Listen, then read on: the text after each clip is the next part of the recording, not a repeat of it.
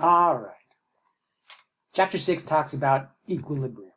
Now, I bet most of you remember a lot about chemical equilibrium.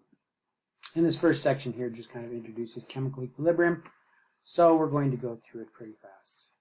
The story here is only fairly interesting, so read at your own risk.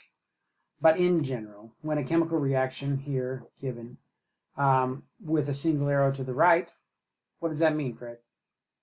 Well, as far as equilibrium goes, the reaction's not reversible. That's right. That means the reaction is not reversible. So a double arrow is an indication that a reaction can, its reactants can form products, but also that its products can react and form reactants, right? Okay, so if we were to look at the concentration of calcium, or the contribution of the mass of calcium over time, calcium being on the left here, and now it's written as calcium chloride, but it's going to be calcium ion. So as calcium ion it's written because calcium chloride is soluble in solution, so the net ionic equation is the calcium coming together with the carbonate to form calcium carbonate. So the mass in the form of calcium decreases until equilibrium is reached, and then it stays constant.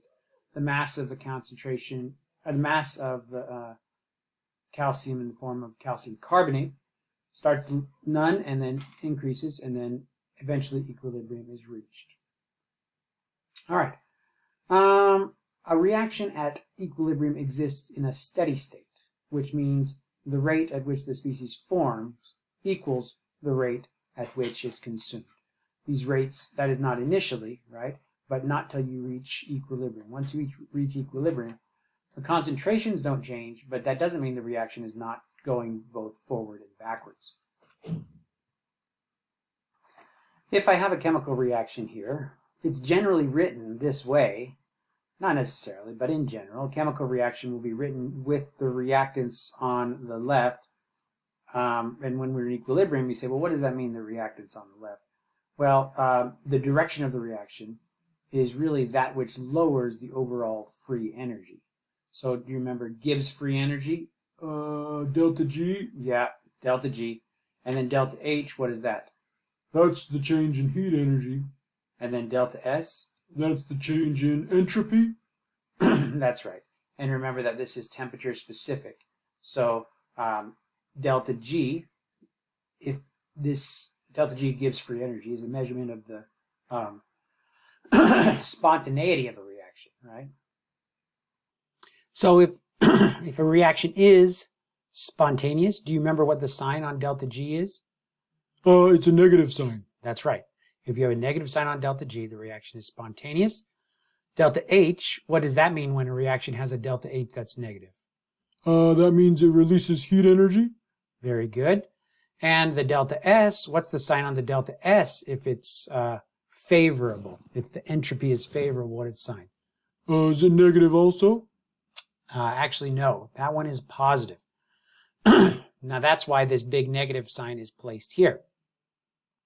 Because delta S, which is a measure of entropy, right? If a reaction is getting more entropically favorable, then you have a positive entropy value, positive delta S. And a positive delta S times the temperature with that big negative sign in front of there will contribute to getting a negative Gibbs free energy. Okay, excellent. So here's a kind of a table that summarizes all that.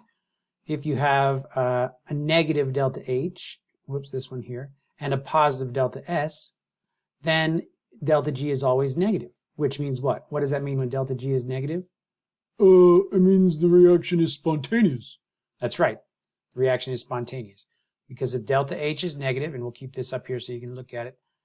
If delta H is negative, and there's no delta T, or negative T delta S, right? Then delta G is always going to be negative. And if delta S is positive, then negative at all temperatures, or less than zero at all temperatures. If delta H is negative, that's going to help delta G be negative. But if delta S is also negative, then at low temperatures, temperatures that are low enough for the respective entropy change, will give you a negative delta G. All right, and then you can look through the rest of these and see how, again, looking at the this needs to be negative to be a spontaneous reaction. Here's an example here. If you have a positive delta H, that means the reaction requires heat. And if you have a negative delta S, that means the reaction is going, the products are less entropically favorable. Then it doesn't matter what temperature you have, all of your conditions will be non-spontaneous. Okay. Also, we can take the, now these are delta G. I mean, delta G doesn't have the little knot here. See how there's a little knot there? Yeah, what does that knot mean? The knot means at standard state. Standard state. So this means concentration of solutions are 1 molar. Pressures of gases are 1 atmosphere. Okay? And if you have different concentrations of either reactants or products, right, then you need to get delta G by looking at delta G naught and adjusting it with this relationship here. The Q, do you remember what Q stands for? No. Q is the quotient, right, where this statement is for a given chemical reaction, right? It's like the equilibrium constant, but if your situation is not at equilibrium, then it's just the quotient, the current condition, okay? So, notice how A, B, C, and D are capitalized. Those are the reactants and the products, but they're raised to their coefficients. So, R, this is going to be the R that has, let's look down here, well, it doesn't say it down here, but it's units. What are going to be, the units here for R are going to be molars per degree Celsius, right?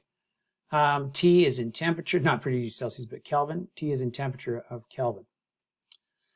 Okay. So, you can also relate delta G naught to this statement here, which is negative RT-ln of K. It's the same thing here, RT-ln of Q, but here instead of Q we have K. Now what is K, do you remember? Oh, that's the equilibrium constant. Very good. That's the equilibrium constant, and it's, again, our chemical reaction up here, right? Look at that chemical reaction. Products raised to their coefficients over reactants raised to their coefficients. So that's our equilibrium constant. So there's this relationship.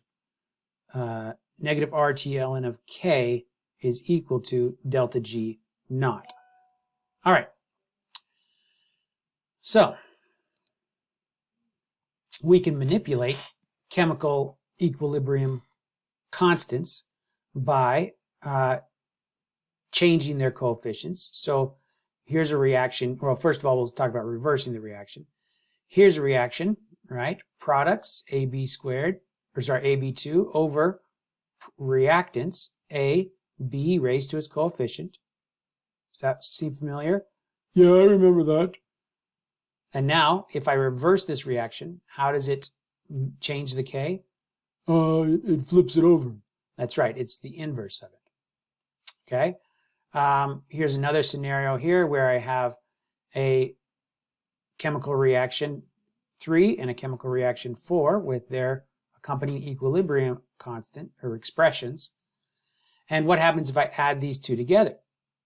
Oh yeah, you add those two together, you can, I guess you multiply them. That's right. You do multiply them. And let's look at a quick, easy way to always remember that. Okay. If we are adding equilibrium constants together, if we're adding reactions together and wondering how the equilibrium constants change, all right? So you can look at this one here. Let's give this a K value of 10, all right? And then I can just remember that if I have two of these and I add them together, the reaction would look like 2A going to 2B, right? And so therefore, this, what would the equilibrium statement be for that? Oh, another number? No, just the statement. So what would the statement be for this? Oh, sorry, all of these are obviously in equilibrium. What's the statement for this one? Oh, I don't know what that means. You mean like product over reactant. That's the equilibrium statement. Oh, okay. And that's the constant. Okay, so yeah, that's B over A. So this one here? Yeah, this one down here. What would its equilibrium statement be? Products B over A. All right. Am I missing anything there? Oh, the both of those are squared. Very good. Both of those are squared. So if I have B squared over A squared, that's equal to B over A squared, just in case you forgot that those two are the same. Therefore, what is B over A? Oh, that's 10, so that's 100? Very good. So this is 100. So I can see, just by doing this simple regurgitation, right, that the K's multiply if you add the two equations together. Okay. Very good. All right. So that is adding them together. So I think that we probably understand that well enough.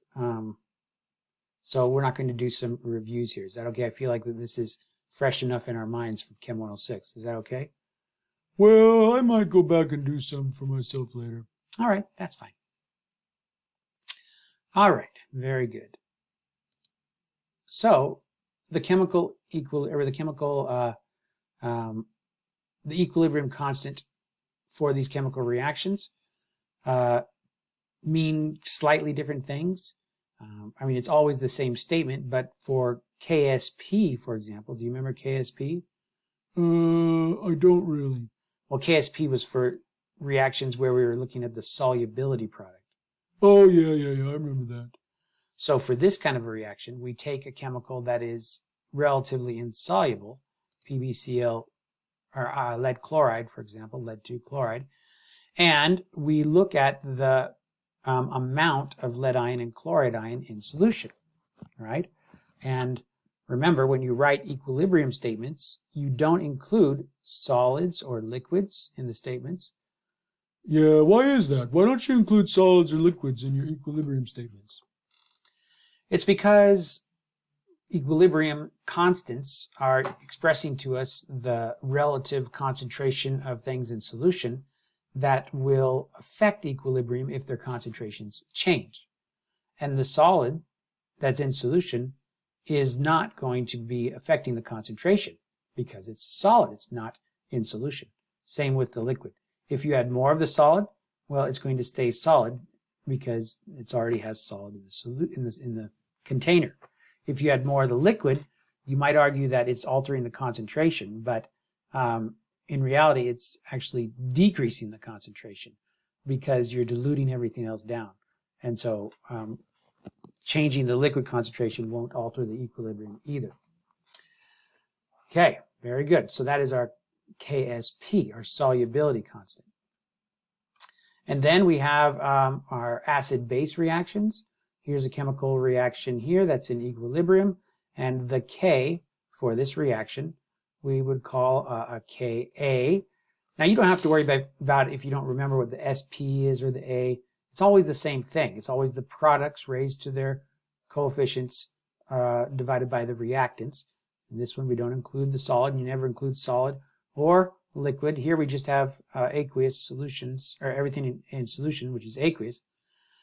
And so the equilibrium expression here would be the concentration of the acetate ion, the concentration of the ammonium ion over the concentration of acetic acid and ammonia. All right, because all of these are aqueous. So the K would be called a Ka because this is the reaction where this chemical is acting as an acid. I guess it's not a complete dissociation, it's reacting with the base. So maybe this would just be a K. This one here would be a more strict Ka. However, this reaction would not be have would not be really considered an equilibrium reaction. How can we tell that? Well, there's not two arrows. Okay, good. And why didn't they include a second arrow? Because it doesn't go in equilibrium. Yeah, but how did they know it's not going to be in equilibrium? Oh, I don't know. Well, HCl. What's special about HCl? It's a strong acid. That's right, strong acid. So because it almost completely transfers its proton to the solvent, it's not going to be in equilibrium. There is an equilibrium constant that you can express, but it's going to be very, very large. And for that matter, if we talk about large or small equilibrium expressions, here's a weak acid, acetic acid. This Ka, 1.75 times 10 to the minus 5, tells me something about the strength of the acid, right? If I had a stronger acid here, how would this value change? 1.75 times 10 to the minus 5. If you had a stronger acid? Yeah, so here we are showing the dissociation of acetic acid, right? And the K, the A, is called a Ka because it's an acid dissociation constant. And this value tells me information about the strength of the acid. And again, this value is an expression of the concentration of the products over the reactants. It's telling us how much actually goes to product. So if more goes to product, then how would that change this value? If you had larger numbers on top, you mean? Not just larger numbers on top. If more goes to product, then you have smaller numbers on the bottom as well. Oh, so that would be a larger number. Very good. So the larger the equilibrium constant for a weak acid, or any acid for that matter, the stronger the acid is. Okay. So monoprotic acid and polyprotic acids. If we have a polyprotic acid, such as phosphoric acid, H3PO4, we can have multiple steps in which our acid dissociates. And each one of those steps will have its own equilibrium constant. Do you see that? Okay. All right. So, strong and weak bases. So here's an example of a strong base. Sodium hydroxide dissociates completely. There is essentially no reversibility. However, if I put something like sodium acetate into solution, and that means essentially just the acetate ion. Do you remember your solubility rules and what the rule was for sodium? Yeah, sodium. Everything that had sodium was always soluble. Very good. So your sodium salts will always dissociate completely, and the corresponding anion with the sodium, if it's the conjugate base. Do you remember what a conjugate base is? So if you have an acid and it dissociates, it's going to dissociate into a proton and the conjugate base. Very good. Let's do a quick little review of what we just heard there. If I have an acid, let's say the acid is in the formula HX, some general acid, what's its dissociative products going to be? H plus and X minus. Very good. And that tells me what with the second arrow? That it's a weak acid. Very good, weak acid. Now, we call this X minus the, what did we call it? The conjugate base. That's right. It's what's left over when the acid dissociates and leaves behind its H plus. If this is a conjugate base of a weak acid, right? You put the conjugate base of a weak acid into water. Now, how would you get that there? Just put it into the water? Well, you can't get that out of a container. So you'd have to get something like a soluble salt of that ion. Does that make sense? Oh, okay. Yeah, I understand. So if I put this into water, so NaX, X minus would be released. And then what would the X minus do? It would, like you showed before, it would, let's see, right there. Yeah, no, not there. Where's it at? Oh, right there.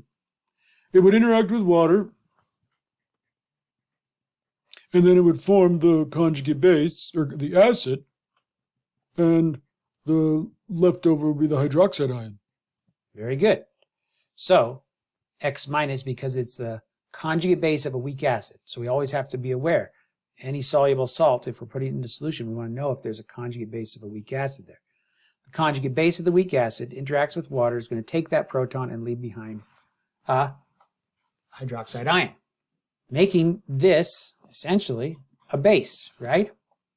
Yeah, I see that, because a base is something you put in water and the hydroxide ion results. Very good. So that is a base for us. So anytime you get the conjugate base of a weak acid into solution, it's going to make the solution basic. All right, very good. So this is called the KB when a chemical behaves as a base. All right, and again, don't worry about the B too much. Just the chemical reaction here has this equilibrium, the hydroxide ion interacting with the acid as products, right, forming the conjugate base of this acid, but it's in reverse. Now, how would I identify what the Ka was, or so this 5.7 times 10 to the minus 10 is the reaction with the perspective of it heading to the right. Now, if I wanted to know the reaction heading to the left, what would that reaction's expression, or that equilibrium constant, be for this reaction heading to the left? Well, if you flip the reaction, you just do the inverse. Very good. Just do the inverse. Now, that is not the same as taking this reaction, which we have shown here, where we're taking the acetate ion and behaving as a base. And then the other option is to take HCH3COO and have it behave as an acid. So now I'm taking this base, this conjugate base, making its acid and having it behave as an acid. But there is a relationship between these equilibrium constants. This here is the Ka, and this is the Kb for this reaction. Do you remember that relationship? I think I do. Ka plus the Ka for an acid times the Kb for its conjugate base is equal to Kw, which is 1 times 10 to the minus 14. Very good. So the Ka for an acid times the Kb for that acid's conjugate base equals 1 times 10 to the 14. Now again, recognize that this reverse reaction, that's not just the reverse reaction, because this reverse reaction is not the Kb for this, not the Ka for this acid. The Ka for this acid is just this acid dissociated, not in the presence of the hydroxide ion. Okay, so amphoteric species are species that can either, HCO3 minus, for example, can give up a proton, or HCO3 minus can take a proton from water. All right, so amphoteric species are species that can go both acidic, act as acids, and act as bases. Okay, and we have different expressions for these equilibrium reactions. So Ka2 or Kb2, right? So this first one here, products over reactants, has a 4.69 times 10 to the minus 11. The second one there, products over reactants, has a 2.25 times 10 to the minus 8. Okay? Because bicarbonate is a stronger base than it is an acid, this is bicarbonate, right? Higher number here, stronger base than it is acid, we expect an aqueous solution. We expect that an aqueous solution of bicarbonate ion is going to follow this one down here and create a basic solution. So that's why, well, that's one of the components in why in the olden days we used to drink, or not we, but they used to drink baking soda, that's sodium bicarbonate, as an antacid for your stomach. And still we have antacid pills that contain bicarbonate. Okay. Dissociation of water. Do you remember that water is amphoteric? Oh, what do you mean? Amphoprotic, sorry. Amphoprotic, basically meaning again that H2O can take a hydrogen and form H3O plus, or H2O can lose a hydrogen and form hydroxide ion. But the interesting thing here is it loses it to a different water molecule. And because the two water molecules interact with each other, or you don't have to really think of it as two water molecules. You can also just think of it as a single water molecule. So if I just write H2O going to H plus and OH minus, then that's kind of clear to see that the concentration of H plus from this process is going to equal the concentration of the hydroxide ion. Because where does the H plus come from? It came from the water, right? Oh, yeah. And the hydroxide ion, where did it come from? The water also. Very good. So whatever concentration of this you're going to have that as well. Okay? So the K for this reaction is 1 times 10 to the minus 14, or this is called our KW. I think most of you probably remember this stuff. It's coming back. All right, very good. So, the concentration of hydroxide ion, or H3O plus, times the concentration of, whoops, I said that wrong. The concentration of hydrogen ion, or H3O plus, hydronium ion, times the concentration of hydroxide ion will always equal this 1 times 10 to the minus 14. Okay, good. And yeah, this is temperature sensitive, and you'll find different temperatures, like at 30 degrees Celsius, KW is 1.4 times 10 to the minus 14. At 20 degrees, 6.8 times 10 to the minus 15. So it fluctuates to a significant amount. All right. So what is the hydroxide ion concentration if the H3O plus, or the hydrogen ion concentration, is 6.12 times 10 to the 5th molar? Well, the product is always 1 times 10 to the 14. That's right. So hydroxide ion concentration times hydrogen ion concentration will equal KW, or KW divided by the hydroxide ion, this is the hydrogen ion concentration, will equal the hydroxide ion concentration. Very good. And then here's a little reminder about pH scale. I feel like you guys, again, should know probably most of this already. But the pH scale is the negative log of the hydrogen ion. All right. And so when the concentration of hydrogen ion increases, then the pH goes down. As the hydrogen ion concentration increases, the pH goes down. So if you take the negative log of the hydrogen ion concentration, you get the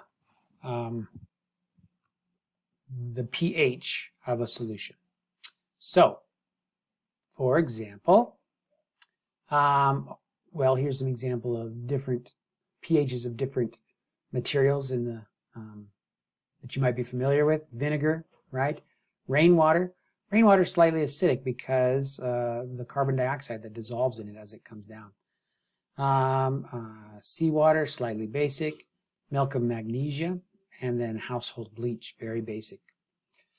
Okay, so knowing Ka and Kb values, again, Ka is for what? The acid dissociation. Very good, and Kb is? The conjugate base acting as a base of the Ka. Okay, good, very good.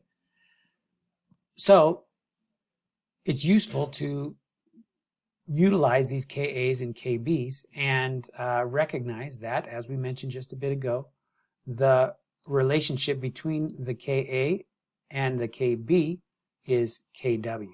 The product of them is Kw. Okay?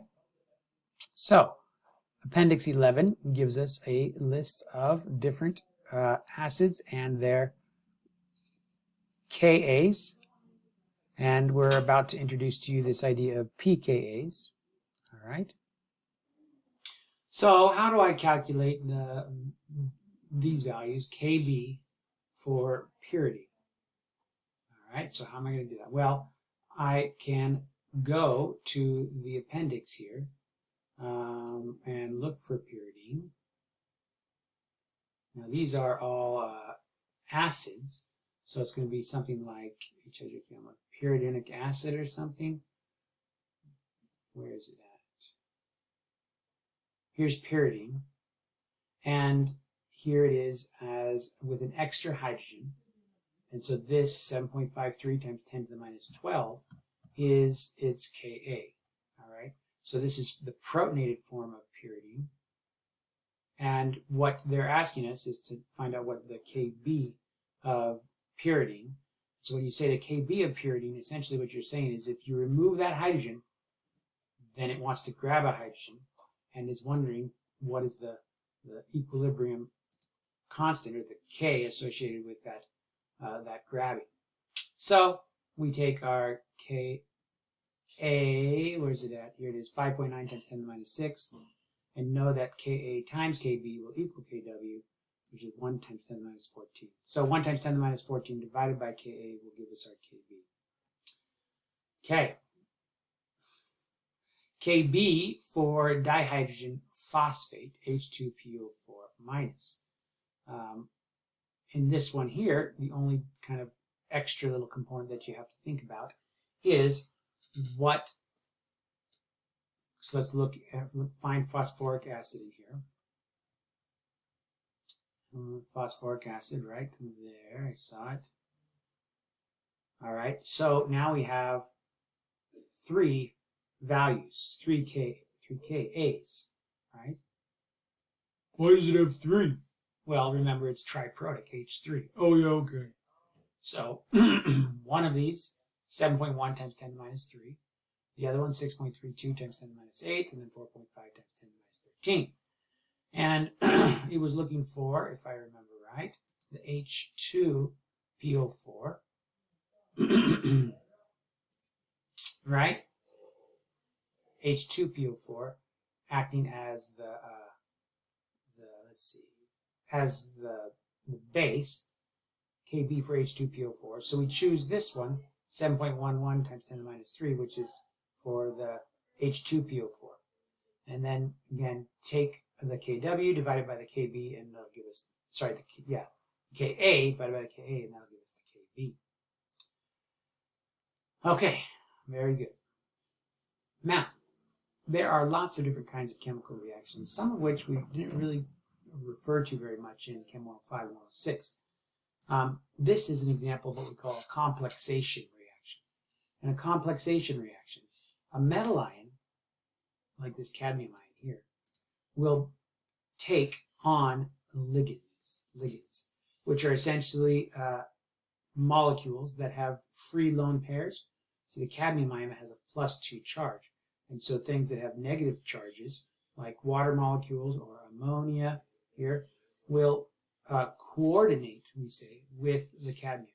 And you see there's 4 ammonia molecules that coordinate, and this coordination ends up with a +2 charge. The +2 charge doesn't go away, right? These things are just coordinating. So you see we have a +2 charge, 4 ammonia ions, not ions, just ammonia molecules. And then they coordinate together, but the +2 charge hasn't gone away. These are not ammonium ions, it's just ammonia. All right, so the product of this reaction is called a metal-ligand complex. All right, and you can have constants, Ks, of formation for these types of complexes. Here's the chemical reaction. Again, K, it's just products over reactants, where the reactants, again, are raised to their coefficients, if there are any. And these constants are, again, just equilibrium constants, but people will call them formation constants because what we're doing here is we're forming a metal ligand complex. It's not really a complete chemical reaction. Okay, I mean, it's not. It's a weak interaction here, a relatively weak interaction. It's not as strong as an ionic compound, not as strong, or an ionic bond, and not as strong as a covalent bond. All right, and then we can also call constants dissociation constants when we're talking about these types of formations, right? So if cadmium ion is going to take one ammonia, right? Or a cadmium with one ammonia is going to take a second ammonia, right? You can talk about these in terms of stepwise formation constants, which we designate as Ki for the ith step. So 1, 2, 3, 4 different steps in the process. Okay, 1, 2, 3, and 4 that correspond to these reactions then, or these little steps in the process. And the overall or cumulative formation constant would be just the product of all of these K1, 2, 3, and 4s, because as if you take this reaction here and add it to this one, and add it to this one, and add it to this one, you would get this reaction here, which is basically the beginning products going to the end products. So what we have here are Ki, or lots of Ki's, or dissociation constants for each one of these steps in this reaction. Okay, so metal ligand complexation and solubility. So here we have another solution, or another kind of reaction, which is called a complex ion. What we're getting is kind of like molecular silver chloride. It's solid. It's not soluble, but it's small enough that it's almost usually, you can think of it as a single unit of silver chloride, which will pick up a chloride ion and then have a charge. And we call these complex ions. Okay. Now, this is different than this solubility complex, right? Solubility complex is where solubility product is where silver chloride dissociates into its ions, right? So here's an insoluble material dissociating, which can happen as well. But you get, again, this complex ion formation in which insoluble silver chloride components can take on an ion and become what we call a complex ion. All right, so determine the value of the equilibrium constant for this reaction. Lead chloride solid going to lead chloride aqueous. All right, well, in this process up here, lead chloride solid, right here, lead chloride solid went to silver and chloride ion, that's the KSP, and then the silver and the chloride ion came together as a silver chloride aqueous, and then that silver chloride aqueous takes a chloride ion and forms this complex ion. All right, so we can write the little steps for this reaction, and if we know the K's for those reactions, then we can solve the K for the overall reaction. So what we're asking is, if lead chloride solid were to go to lead chloride aqueous, well, we know that lead chloride solid going to lead ion and chloride ion, that's going to be the KSP, and we could look that up. All right, and it looks like in the back of the book it's 1.7 times 10, or I don't know, I'm sure they have a table in the back of the book, but you can find this anywhere. You don't have to look in the back of the book. It can be anywhere. But the KSP for lead chloride, this one here, solid, 1.7 times 10 to the minus 5. And then K1 here, here's the appendix where you're going to get K1 in appendix 12. for K1 and K2, which are this lead chloride ion coming together to form complex ion here, PbCl minus, and then PbCl minus coming together to form chloride ion to form this one here. So the result is a K value, which is the product of the KSP times these two other equilibrium constants. Okay,